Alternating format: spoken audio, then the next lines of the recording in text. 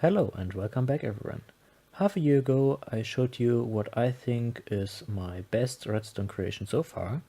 It's an item sorter where you put an item into a chest and if you don't sort an item of the same type, it just ends up in the chest where you already put the other item. So I received a lot of nice comments on the last video and also a few suggestions. One of which was that I should make the system silent because of the annoying noise the droppers make. And another one was that I should find some way to hide the hoppers because it doesn't look very nice. So I got back on the drawing board and created this new version over here. Often people ask me, can you do a real tutorial and not just explain how it works? So this time I'm going to build it back here, and while I build it I'm going to explain you how everything works. So you begin by finding yourself a big flat spot like this one. I already marked out a few points so I don't mess up building the thing. And you go 2 from the front and you start building up pillar of 5. Then place in your chest where the items are going to end up in. Then this is the hopper where the items are coming from. So they are going underneath the chest first. So we can test whether there is a similar item in the chest or not. So we need a hopper in here that's not pointing downwards. And then we need a chain of hoppers which are going into an item elevator. The item elevator is going to be here at the front, and here the items are going upwards,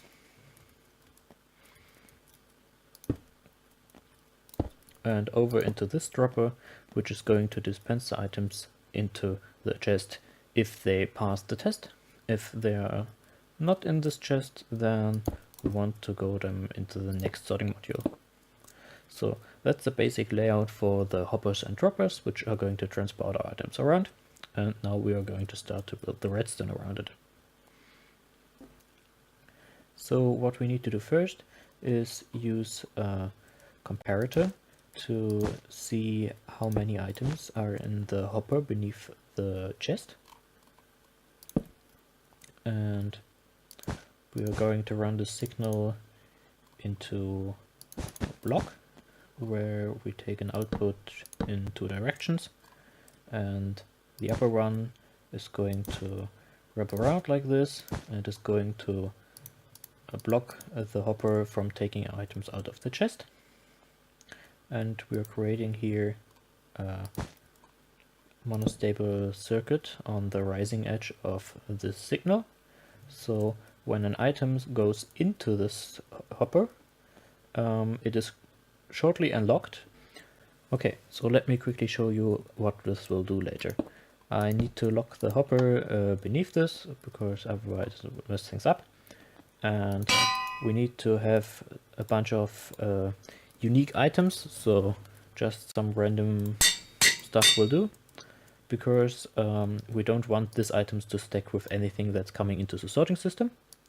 And then we are going to need 1 in each slot and 19 in this one. Okay, so there's only 1 slot for items to go in left. And now if we're having some wool or whatever items in the chest, and we're going to put a magenta wool in here, it's going to land up here, and because it is going in there, our rising edge monostable circuit is activated, unlocking the hopper, but it is already full and it can't take any items from the chest. But if we do the same with a yellow wool, then we will see that there are 2 yellow wools in here, because unlocking this hopper allowed a yellow wool from the top here to go in there. So now we got either 1 or 2 items in this hopper, and we're going to use this to determine whether the items should go back into the chest or on to the next sorting module. I actually don't suggest putting the items in just now, because of course we won't take a lever down here, but we need to do the next circuit. The next circuit is pretty straightforward. So we take the item from this torch and run it down using a comparator on 1 tick. So only 1 tick, nothing more. And we're going to take the signal into this hopper underneath the hopper where we are sorting the stuff. So this way we're making sure that our items that they are going to put in there aren't going to flow away. So as I said, 19 there, 1 in each of the other ones. So now it's ready for the first test. We still have the yellow wool up here. So if we put in 1 yellow wool, we will see the system is doing stuff, and 2 yellow wool end up down here. But if we put in magenta wool, then the system is doing stuff and only the 1 magenta wool is ending up there. So it's also very important to use a half slab here, because otherwise this hopper would be locked from the signal as well, and an item would get stuck in this hopper. But we want all items to go back up. So you might have noticed that this redstone is exactly doing the same like the one I used in the old module, but it's all on this side of the sorting system, and it leaves us with a lot of space in the front. And we can use this to do some better item elevators, in this case a silent one. So to make the item elevator, we are using a comparator, which is giving us a signal if there are items in the bottommost dropper. And then with a piece of redstone dust and a block here, because we're only going to get a signal of strength 1 from this comparator, we can't do a lot of routing with the redstone, but we have to use it directly. And this is going to power this block, which is going to activate this dropper. And the dropper down here is activated due to quasi-connectivity, but we need to update it. So we are going to use another redstone dust and a rail. You can either use activator rails or powered rails, but I think activator rails are cheaper. And put that down here. And when this activates, it updates the dropper, which is going to put the item up here. Then we're going to use a torch at the top here. And now our elevator is ready. So when we put an item in here, then you see that this dropper is activated by quasi-connectivity. This one doesn't get activated because it is still activated from the torch. And then the torch is going to go off and going to go on again because the item was transported up. And when the torch turns on, then Nembomb discovered that it would always activate the bottom dropper, which is connected by quasi-connectivity first, and then the top one. So this way we are having a quite reliably dropper elevator, which is totally silent. Unfortunately, this isn't working all of the time. So for example, on chunk borders, on some occasions this breaks. So what you can do if it doesn't work at some position is to add a block in here and put rails on top of those. And that should fix it. So now that our item elevator is all up and running and is silently transporting items up, we need to make sure that the items stay in this dropper rather than going down to the hopper and to the next module, because maybe we want to dispense them into the chest. So we are going to do this with a synchronized signal, so all our modules are working at the same speed, and the signal is going to be created at the front here. And this is going to go up like this, and this torch is going to lock this hopper.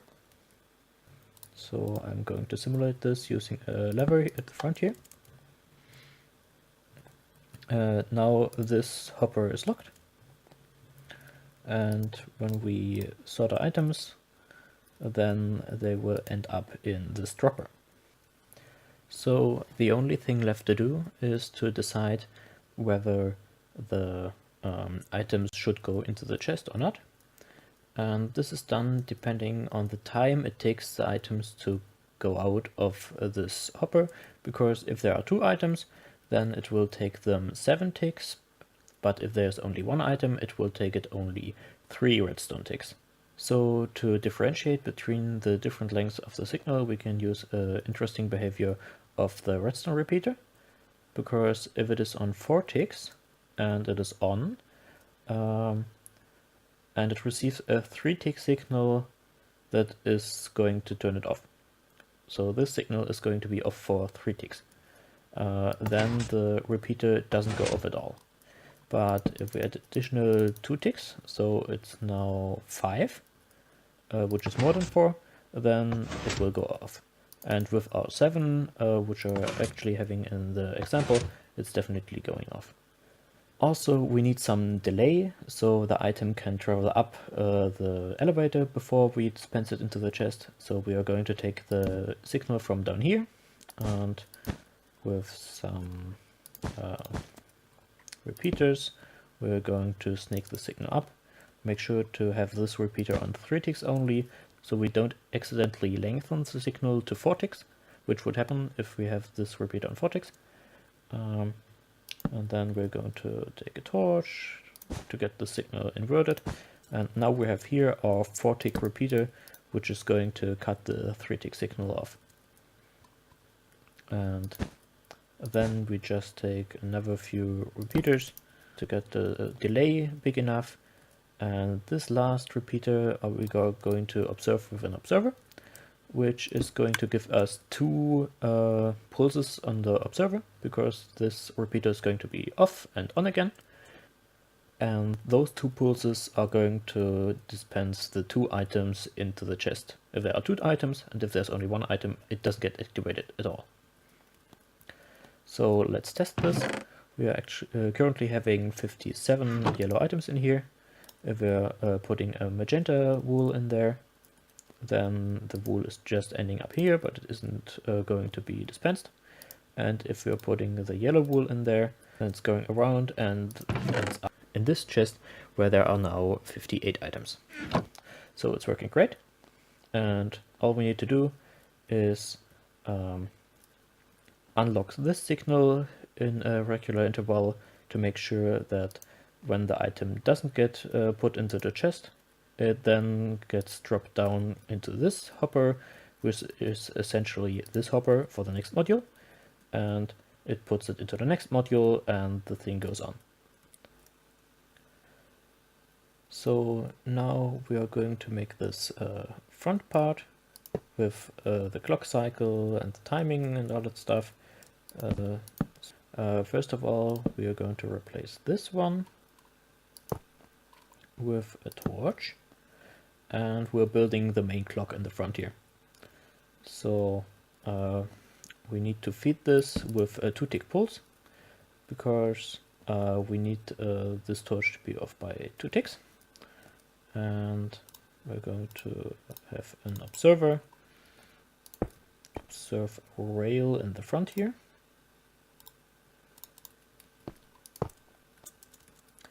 And also with some redstone, we are going to lock the first hopper. So just like the other hoppers that are going into the next modules are locked with these torches, we lock the first one with this torch, which is connected to the same line.